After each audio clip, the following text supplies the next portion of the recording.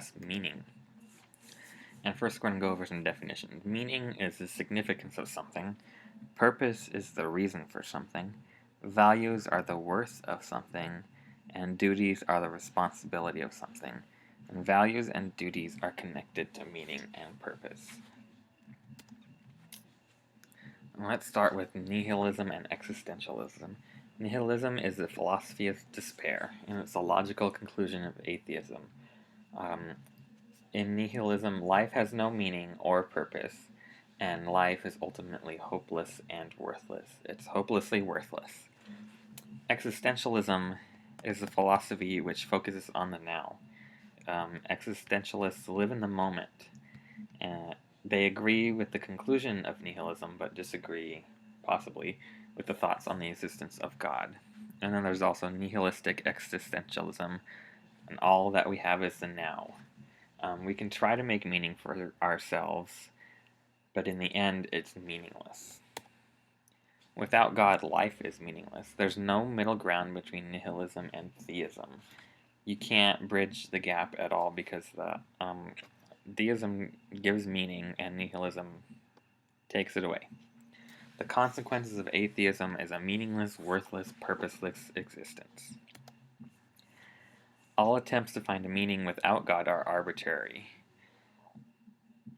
Because when the universe ends, all life will be like a forgotten dream. And how meaningful is that? It's not meaningful at all. If you've forgotten a dream, did you even have a dream at all? It's something that lies in the back of your head. And you're not even sure if it really happened. Purposeless existences. The universe began without a purpose. The Big Bang and evolution are undirected natural forces. They just happen as they happen, and there's no real meaning or purpose behind what happens. The universe will end without a purpose. Our universe is dying, and that's been proven by the second law of thermodynamics, which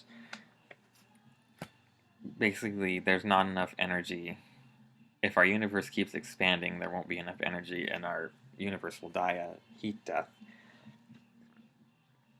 And the universe has no meaning now. If there's no meaning at the beginning and no meaning at the end, is there any meaning in the middle? Can we create our own purpose?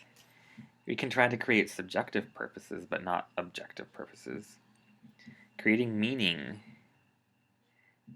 yourself, making your own meaning is just deceiving yourself. Because if you're an atheist, the logical conclusion is that life is meaningless. So if you're putting meaning into something, your life, that isn't really there, you're just, living in your own fantasy world, making your own purpose that just applies to you and not anyone else. Is there meaning in survival and happiness? According to the second law of thermodynamics, survival is meaningless because you're gonna die, and that's the end of that. So nothing in your life really matters. The universe doesn't care about our happiness. The universe doesn't have an intelligence, so nothing really matters to the universe itself. And here we have some verses from Ecclesiastes 1:14. It's in chapter 1, verse 14. It says, "I have seen all the works that are done under the sun, and indeed all is vanity and grasping for the wind." And chapter 1, verse 2 says, "Vanity of vanities, all is vanity." And here that word vanities means empty. So, emptiness of emptiness, everything is empty. And everything is empty and just grasping for the wind. Can you grasp the wind? Can you try to hold the wind? That's,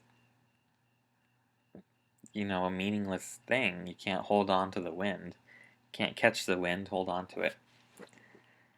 The purposelessness of mankind is the primary message of the book of Ecclesiastes.